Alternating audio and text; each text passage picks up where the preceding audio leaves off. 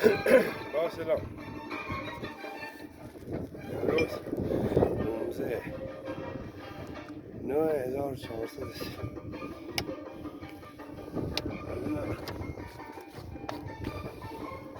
این گردنه ولی باقون 4 دقیقه جلو اشخانان بسی خاطرات اینجا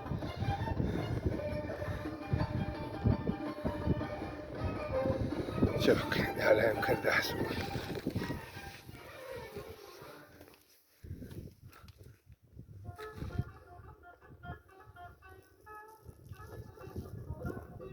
شلوار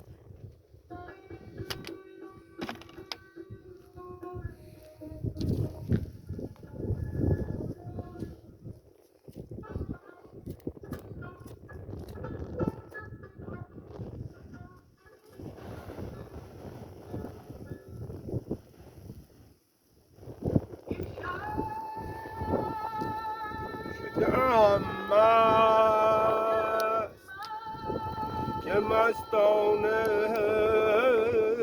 بگریم سپایت به شما سپایه استاد میر فرندسکی سپایه خونه ساختن دام است یاد بگیرین برای تو ماشین بخواین هم کنید این میاد اینجا میشینه ده برعکس نمیچاره صندلی همیشه بابا تا 200 کیلو وزن تحمل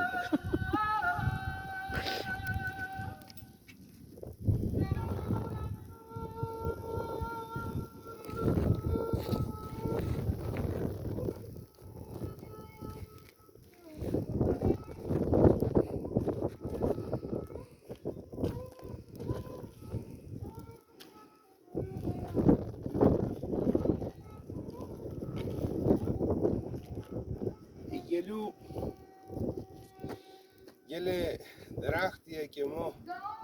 15 سال پیش شوندی از کجا اومده؟ از جهرم این گلو اومده منطقه سیگردنه حالا اینجا رفته قطعی زمینه خدا میدونه گل ما کجا میخوا بره انشاءالله که نشه خشت بشه خشت دیوار دستشویی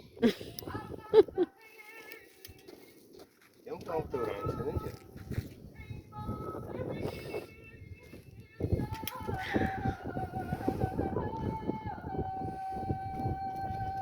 جانم ناز نفسه